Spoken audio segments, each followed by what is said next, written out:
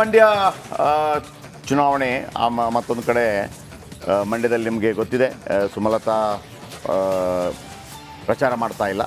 ಶಿವಮೊಗ್ಗಕ್ಕೆ ಹೋಗೋಣ. ಶಿವಮೊಗ್ಗದಲ್ಲಿ ಈಶ್ವರಪ್ಪನವರು ಬಂಡಾಯ ಅಭ್ಯರ್ಥಿಯಾಗಿ ನಿಂತಿದ್ದಾರೆ. ಬಂಡಾಯ ಅಭ್ಯರ್ಥಿ ಅಂದರೆ ಬೇರೆ ಯಾವುದೇ ಪಕ್ಷಕ್ಕೆ ಹೋಗಿಲ್ಲ. ಅವರಿಗೆ ಸಮಾಜವಾದಿ ಪಾರ್ಟಿಯಿಂದ ಫೋನ್ ಬಂದಿತ್ತು, ಅಖಿಲೇಶ್ ಯಾದವಿಂದ. ನಮ್ಮಿಂದ ನಿಲ್ತೀರಾ ಅಂತ ಕೇಳಿದರು. ಸೈಕಲ್ ಚಿಹ್ನೆಯಿಂದ ನಿಲ್ತೀರಾ ಅಂತ. ಈ ಹಿಂದೆ ಅಲ್ಲಿ ಬಂಗಾರಪ್ಪ ನಿಂತಿದ್ರು ಸಮಾಜವಾದಿ ಪಾರ್ಟಿಯಿಂದ, ಗೆದ್ದಿದ್ರು ಕೂಡ. ಅಖಿಲೇಶ್ ಯಾದವ್ ಕರೆದ್ರು, ಹೋಗಲಿಲ್ಲ, ಬೇರೆ ವಿಚಾರ. ಇದೀಗ ಎಲೆಕ್ಷನ್ ಆದ ನಂತರ ಈಶ್ವರಪ್ಪನವರನ್ನು ಕಾಂಗ್ರೆಸ್ಗೆ ಕರೆತರುವ ಪ್ರಯತ್ನಗಳಾಗತ್ತಾ ಏನೋ ಹೇಳ್ತಾ ಇದ್ದಾರೆ. ಬಟ್ ಅಂಥದ್ದು ನನ್ನ ಅನಿಸಿಕೆ ಪ್ರಕಾರ ಸಾಧ್ಯ ಇಲ್ಲ. ಯಾಕೆಂದರೆ ಕಾಂಗ್ರೆಸ್ಗೆ ಈಗ ಅಗತ್ಯ ಇದೆ ಅಷ್ಟೇ. ಈಗ ಬಂದರೆ ಒಂದು ಟಕ್ಕರ್, ಆ ನಂತರ ಟಕ್ಕರ್ಗೆ ಎಷ್ಟು ಮಹತ್ವ ಇದೆಯೋ ಗೊತ್ತಿಲ್ಲ. ಅದೊಂದು ಹೇಳ್ತೀವಲ್ವ, ಯಾವುದು ಸುದೀಪ್ ಸಿನಿಮಾದಲ್ಲಿದ್ದ ಹಾಗೆ, ಇಲ್ಲಿ ತನಕ ಒಂದು ಲೆಕ್ಕ, ಇಲ್ಲಿಂದ ಒಂದು ಲೆಕ್ಕ ಅಂತೇಳಿ. ಅದೇ ಥರ ಚುನಾವಣೆ ಮುಗಿಯತ್ತಲ್ಲ, ಮುಗಿಯೋದ್ರ ಒಳಗೆ ಒಂದು ಲೆಕ್ಕ, ಮುಗಿದ ನಂತರ ಇನ್ನೊಂದು ಲೆಕ್ಕ, ಮುಗಿದ ನಂತರ ಅದಕ್ಕೆ ಮಹತ್ವ ಇಲ್ಲ. ಬಟ್ ಎನಿವೇ ನಮ್ಮ ವಿಜಯ್ ಲಕ್ಷ್ಮಣ ಸವದಿಯರನ್ನು ಮಾತಾಡಿಸುವಂಥ ಪ್ರಯತ್ನವನ್ನು ಮಾಡಿದ್ದಾರೆ. ವಿಶೇಷ ಏನಪ್ಪ ಅಂದರೆ, ನಿನ್ನೆ ಈಶ್ವರಪ್ಪನವರಲ್ಲಿ ಪ್ರಚಾರ ಮಾಡ್ತಾ ಇದ್ರಲ್ಲ, ನಮ್ಮಲ್ಲಿ ವಿಜುವಲ್ ಬಂದಿದೆಯೋ ಇಲ್ಲೋ ಗೊತ್ತಿಲ್ಲ, ಡುಪ್ಲಿಕೇಟ್ ಮೋದಿ ಬಂದಿದ್ರು. ಹೌದು, ಹಾಗಾಗಿ ಅವರು ಕ್ರಮ ಡುಪ್ಲಿಕೇಟ್ ಮೋದಿ ಬಂದಿದ್ರು, ಪ್ರಚಾರಕ್ಕೆ ಹೋಗ್ತಾ ಇದ್ರು. ಲಕ್ಷ್ಮಣ ಸವದಿಯವರನ್ನು ಮಾತಾಡಿಸಿದ್ದಾರೆ ನಮ್ಮ ಕಲೀಗ್ ವಿಜಯ್. ಏನು ಹೇಳ್ತಾರೆ ಕೇಳಿಸ್ಕೊಳ್ಳಿ. ಬಿಜೆಪಿಯ ಸಂಸದ ಕರಡಿ ಸಂಗಣ್ಣವರು ಕಾಂಗ್ರೆಸ್ ಪಕ್ಷಕ್ಕೆ ಸೇರ್ಪಡೆಯಾಗಿರುವುದು, ಇದಕ್ಕೆ ಬಹಳ ಪ್ರಮುಖ ಪಾತ್ರ ವಹಿಸಿರುವಂಥದ್ದು ಏನು ಶಾಸಕರಾದಂಥ ಲಕ್ಷ್ಮಣ ಸವದಿಯವರು. ಸರ್, ಇದೇನು ಆಪರೇಷನ್ ಹಸ್ತನ ಅಂದರೆ ನಿಮ್ಮ ಪಾತ್ರ ಪ್ರಮುಖ ಇರುವಂಥದ್ದು? ಆಪರೇಷನ್ ಹಸ್ತ ಅಂತ ಅನ್ಲಿಕ್ಕೆ ಹೋಗಲ್ಲ. ಒಂದು ಶಾಸ್ತ್ರ ಇದೆ, ದುಡ್ಡಿನ ಕಡೆ ಜಗತ್ತೆ ಅಂತೇಳಿ.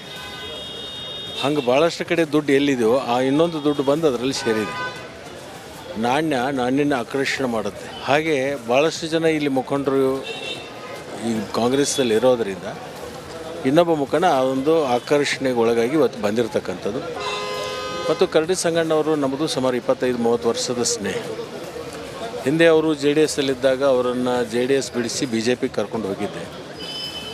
ಅಲ್ಲಿ ಉಪಚುನಾವಣೆ ಆಗಿತ್ತು, ಶಾಸಕರಾಗಿದ್ದರು.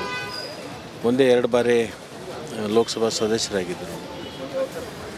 ಈಗ ಒಬ್ಬ ನಿಷ್ಠಾವಂತ ಕಾರ್ಯಕರ್ತರಿಗೆ, ನಿಷ್ಠಾವಂತ ಜನರಿಗೆ, ಪಕ್ಷ ಸಂಘಟನೆ ಮಾಡೋರಿಗೆ, ಪಕ್ಷಕ್ಕೆ ಗೌರವ ತರ್ತಕ್ಕಂಥ ವ್ಯಕ್ತಿಗಳದು ಅವಶ್ಯಕತೆ BJPಗಿಲ್ಲ. ಈಗ ಬರೀ ಅಲ್ಲಿ ಜಿಂದಾಬಾದ್ ಕಮಿಟಿ ಬೇಕು. ಆ ಜಿಂದಾಬಾದ್ ಕಮಿಟಿಯನ್ನು ಇಟ್ಕೊಂಡು ಈಗ ಹೋಗ್ತಾ ಇದ್ದಾರೆ. ಜಿಂದಾಬಾದ್ ಕಮಿಟಿಯಿಂದ ಪಕ್ಷ ಉದ್ಧಾರ ಆಗಲ್ಲ. ಮತ್ತು ಇದು ಯಾಕೆ ಬಂದಿದೆ ಅಂದರೆ ವಿನಾಶಕಾಲಿ ವಿಪರೀತ ಬುದ್ಧಿ. ಯಾರು ಜಿಂದಾಬಾದ್ ಅಂತ ಸರ್? ಯಾರು ಜಿಂದಾಬಾದ್ ಕಮಿಟಿ? ಅದು ಅವ್ರಿಗೆ ಈಗ ಏನು ಹೇಳಿದ್ನಲ್ಲ ಅವ್ರಿಗೆ ಗೊತ್ತಾಗುತ್ತೆ.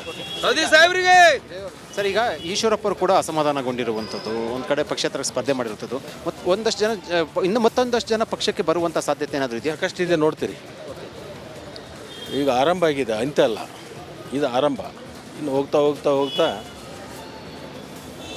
ಭಾಳಷ್ಟು ಜನ ಅಲ್ಲಿಂದ ಕಾಂಗ್ರೆಸ್ಗೆ ಬರ್ತಾರೆ, ನಮ್ಮ ಜೊತೆಗೆ ಸಂಪರ್ಕದಲ್ಲಿದ್ದಾರೆ. ಮುಂದೆ ಹಂತ ಹಂತವಾಗಿ ಅದನ್ನು ಹೆಜ್ಜೆಗಳನ್ನು ಇಡ್ತಾರೆ. ಈಶ್ವರಪ್ಪರು ಏನಾದರೂ ಕೂಡ ಕಾಂಗ್ರೆಸ್ ಬರುವಂಥ ಸಾಧ್ಯತೆ ಇದೆಯಾ? ಆ ಚುನಾವಣೆ ಮುಗಿಲಿ, ಮುನ್ನೋಡ ಅದರ ಬಗ್ಗೆ ವಿಚಾರ. ಅಂದರೆ ಏನಾದರೂ ಕೂಡ ಆ ರೀತಿ ಒಂದು ಸುಳಿವು, ಆ ರೀತಿ ಏನಾದರೂ ಕೂಡ ಬಂದರೂ ಬರ್ಬೋದು ಅಂತ ಅನಿಸುತ್ತೆ ತಮಗೆ?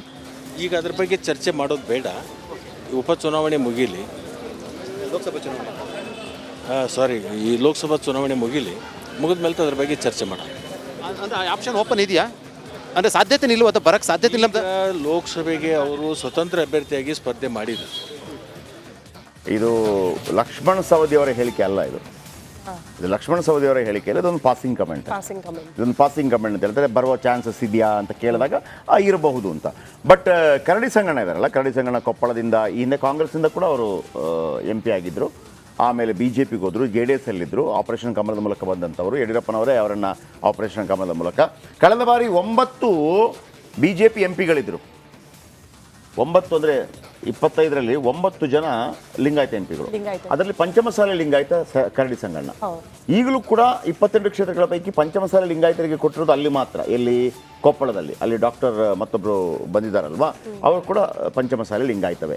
ಇಲ್ಲಿ ದಿಂಗಾಲೇಶ್ವರ ಸ್ವಾಮೀಜಿಗಳು, ಆಮೇಲೆ ಹರಿಹರ ಸ್ವಾಮೀಜಿಗಳು ಸ್ವಲ್ಪ ರೆಬೆಲ್ ಆಗಿರೋದು, ಪಂಚಮಸಾಲಿಗಳಿಗೆ ಹೆಚ್ಚಿನ ಮಹತ್ವ ಕೊಟ್ಟಿಲ್ಲ ಅನ್ನೋ ಕಾರಣಕ್ಕಾಗಿ ಅವರು ಬಂದಿರೋದಿದೆಯಲ್ಲ, ಭಾಳ ದೊಡ್ಡ ಲಾಭ ಆಗ್ಬೋದು ಕಾಂಗ್ರೆಸ್ಗೆ, ಹೇಳೋಕ್ಕಾಗಲ್ಲ. ಅಂದರೆ ಆ ಕ್ಷೇತ್ರದಲ್ಲಿ ಏನಾಗುತ್ತೆ ಅಂತೇಳಿ. ಆದರೆ ಈಶ್ವರಪ್ಪ ಅವರ ಸೇರ್ಪಡೆ ಇದೆಯಲ್ಲ, ಅದು ಸದ್ಯಕ್ಕೆ ಅದೊಂದು ಊಹಾಪೋಹಗಳು ಮಾತ್ರ. ಆದರೆ ನಿನ್ನೆ ಮೋದಿ ಅವರ ಒಂದು ಡುಪ್ಲಿಕೇಟ್ ಅವರ ಜೊತೆ ಅವರು ಮತಯಾಚನೆ ಮಾಡಿದ್ದು ಬಹಳ ವಿಶೇಷವಾಗಿತ್ತು. ಓಕೆ, ಸುಮಲತಾ ಅವರ ನಡೆ ಏನು ಅಂತ ಇಷ್ಟು ದಿನ ಚರ್ಚೆ ಆಗಿದ್ದೆ ಬಂತು. ಪಕ್ಷೇತರ ಅಭ್ಯರ್ಥಿಯಾಗಿ ಸ್ಪರ್ಧೆ ಮಾಡ್ತಾರೆ, ಅದೆಲ್ಲದಕ್ಕೂ ಫುಲ್ ಸ್ಟಾಪ್ ಬಿದ್ದ ಬಳಿಕ ಈಗ ಕುಮಾರಸ್ವಾಮಿ ಅವರ ಪರವಾಗಿ ಅವರು ಮತ ಪ್ರಚಾರದಲ್ಲಿ ಭಾಗಿಯಾಗ್ತಾರ ಅನ್ನುವಂತಹ ಪ್ರಶ್ನೆಗೆ ಇಲ್ಲ ಅನ್ನುವಂತಹ ಉತ್ತರ ಸಿಗ್ತಾ ಇದೆ. ಸುಮಲತಾ ಅವರು ದೂರ ಮೈತ್ರಿ ಅಭ್ಯರ್ಥಿ HD ಕುಮಾರಸ್ವಾಮಿ ಪರವಾಗಿ ನಿಲ್ಲಲ್ವಂತೆ ಗೌಡ್ತಿ. ಕುಮಾರಸ್ವಾಮಿ ಹೆಸರೇಳಿ ಮತ ಕೇಳಲ್ಲ ರೆಬಲ್ ಲೇಡಿ. ಮಂಡ್ಯದಲ್ಲಿ ಈ ತನಕ ಪ್ರಚಾರ ಮಾಡಿಲ್ಲ ಸುಮಲತಾ ಅವರು. ಬಿಜೆಪಿ ಸೇರಿದ ಬಳಿಕವೂ ಕೂಡ ಸುಮಲತಾ ಅವರ ನಡೆ ನಿಗೂಢವಾಗಿದೆ. ಮತ್ತೊಂದೆಡೆ ಕಾಂಗ್ರೆಸ್ ಪರ ದರ್ಶನ್ ಪ್ರಚಾರ ಮಾಡೋದಕ್ಕೆ ಇವತ್ತು ಆಗಮಿಸ್ತಾ ಇದ್ದಾರೆ. ಇವತ್ತು ಸ್ಟಾರ್ ಚಂದ್ರು ಪರ ದರ್ಶನ್ ಅವರ ಪ್ರಚಾರ ಇರುತ್ತೆ. ಇಂದಿನಿಂದ ಗೊಂದಲದಲ್ಲಿ ಸುಮಲತಾ ಅವರ ಬೆಂಬಲಿಗರು. ಸಹಜವಾಗಿ ದರ್ಶನ್ ಅವರು ಲಾಸ್ಟ್ ಟೈಮ್ ಸುಮಲತಾ ಅವರ ಪರವಾಗಿ ಪ್ರಚಾರ ಮಾಡಿದ್ರು.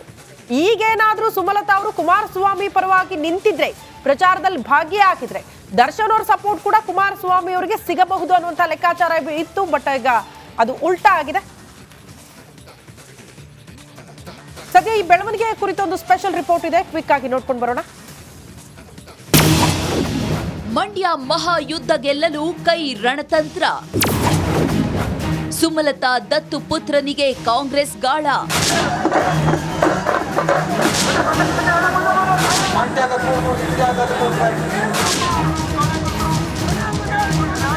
ಕಳೆದ ಬಾರಿಯಂತೆ ಈ ಬಾರಿಯೂ ಮಂಡ್ಯ ಲೋಕಸಭಾ ಕ್ಷೇತ್ರ ಜೋರಾಗಿಯೇ ಸದ್ದು ಮಾಡ್ತಿದೆ.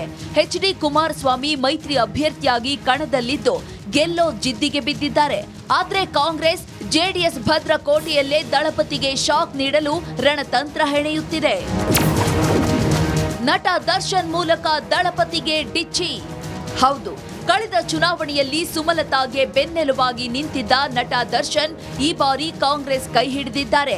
ಅತ್ತ ಸುಮಲತಾ ಬಿಜೆಪಿಗೆ ಬೆಂಬಲ ನೀಡಿದ್ರೆ, ಇಂದು ಕೈ ಅಭ್ಯರ್ಥಿ ಸ್ಟಾರ್ ಚಂದ್ರು ಪರ ದರ್ಶನ್ ಇಡೀ ದಿನ ಪ್ರಚಾರ ಮಾಡಲಿದ್ದು, ದಳಪತಿ ಮುಂದೆ ಗಜನನ್ನ ತಂದು ನಿಲ್ಲಿಸಲಾಗಿದೆ. ಇತ್ತ ಮಂಡ್ಯ ನಂದೇ ಎಂದು ಪಟ್ಟು ಹಿಡಿದಿದ್ದ ಸುಮಲತಾ ಟಿಕೆಟ್ ಸಿಗದ ಕಾರಣ ಸೈಲೆಂಟ್ ಆಗಿದ್ದಾರೆ.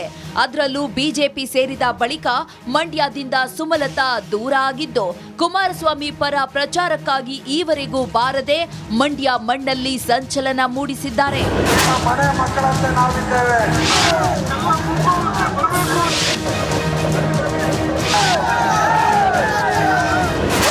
ಇಂಡಿಯಾ ಅಂದ್ರೆ ಮಂಡ್ಯ ಅನ್ನೋ ಹಾಗೆ ಈ ಬಾರಿ ಲೋಕಸಭಾ ಚುನಾವಣೆಯಲ್ಲೂ ಸಕ್ಕರೆ ನಾಡು ಹೈ ವೋಲ್ಟೇಜ್ ಕಣವಾಗಿ ಬದಲಾಗಿದೆ.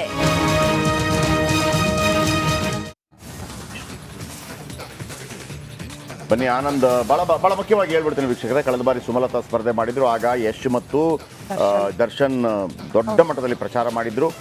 ನಂಬರ್ 1,25,876 ಮತಗಳ ಅಂತರದಿಂದ ಸುಮಲತಾ ಗೆದ್ದಿದ್ರು. ಈ ಬಾರಿ ಸ್ಟಾರ್ ಚಂದ್ರು ಜೊತೆ ಒಂದು ಫೋಟೋ ಕಾಣಿಸ್ಕೊಂಡಿತ್ತು ಇತ್ತೀಚೆಗೆ ದರ್ಶನ್ ಅವರದ್ದು.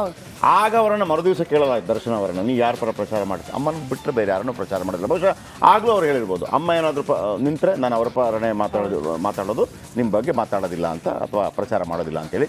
ಈಗ ಕುಮಾರಸ್ವಾಮಿ ಆದ ಕಾರಣಕ್ಕಾಗಿ ದರ್ಶನ್ ಅವರು ಬರಬೇಕು ಅಂತ ಏನಿಲ್ಲ, ಅದು ಅವರ ಆಯ್ಕೆ. ಅವರು ಸ್ಟಾರ್ ಚಂದ್ರು ಪರ ಪ್ರಚಾರ ಮಾಡ್ತಾ ಇದ್ದಾರೆ. ವಿಶೇಷ ಏನಪ್ಪ ಅಂದರೆ ಸುಮಲತಾ ಅವರು ಯಾಕೆ ಎಲ್ಲೂ ಕೂಡ ಪ್ರಚಾರಕ್ಕೆ ಬರ್ತಾ ಇಲ್ಲ ಅಂತೇಳಿ. ಯಾಕಂದರೆ ಅದೀಗ ಮೈತ್ರಿಕೂಟ, ಅವರೇನು ಸಪರೇಟ್ ಅಲ್ಲ. ಸುಮಲತಾ ಈಗ ಪಕ್ಷೇತರ ಅಭ್ಯರ್ಥಿ ಅಲ್ಲ, ಅವರು one of the member, BJP member. BJP ಮತ್ತು JDS ಒಗ್ಗಟ್ಟಾಗಿದೆ. ಬಹುಶಃ ಒಮ್ಮೆ ಆದರೂ ಅವ್ರು ಬರಬೇಕಾದಿತ್ತೇನು, ಒಂದು ವೇಳೆ ದೊಡ್ಡ ನಾಯಕರು ಬಂದಾಗ. ಯಾಕೆ ಹಿಂಗೆ ಆಗ್ತಾ ಇದೆ ಗೊತ್ತಿಲ್ಲ. ಇದು ದೊಡ್ಡ ಹಿನ್ನಡೆ ಆಗುವಂಥ ಸಾಧ್ಯತೆ ಇದೆ ಕುಮಾರಸ್ವಾಮಿ ಅವರಿಗೆ, ಒಂದು ವೇಳೆ ಆ ಥರ ಆದರೆ. ಅದ್ರ ಜೊತೆಗೆ DK ಶಿವಕುಮಾರ್ ಒಂದು ಮಾತನ್ನು ಹೇಳ್ತಾ ಇದ್ರು, ಕುಮಾರಸ್ವಾಮಿ ಗೆಲ್ಲಲ್ಲ ನೀನು, ಏಕವಚನದಲ್ಲಿ ಹೇಳಿದರು. ಸೊ ಇದೆಲ್ಲ ವೆರಿ ಸೀರಿಯಸ್. ಬನ್ನಿ ಇದರ ಬಗ್ಗೆ ಆನಂದ್ ನಮ್ಮೊಂದಿಗೆ ನೇರ ಸಂಪರ್ಕದಲ್ಲಿದ್ದಾರೆ. ಆನಂದ್, ಏನಿದು ಟ್ವಿಸ್ಟ್ ಮೇಲೆ ಟ್ವಿಸ್ಟ್? ಸುಮಲತಾ ಬರಲ್ಲ, ಆಮೇಲೆ ದರ್ಶನ್ ಇಂಡಿಪೆಂಡೆಂಟ್ ಎಲ್ಲಿಗೆ ಬೇಕಿದ್ರು ಹೋಗ್ಬೋದು, ಸ್ಟಾರ್ ಚಂದ್ರು ಜೊತೆ ಹೋಗ್ತಾ ಇದ್ದಾರೆ. ಇದೇನು ಹಿನ್ನಡೆ ಏನಾದರೂ ಆಗ್ಬೋದಾ JDSಗೆ? ಏನು ಕತೆ?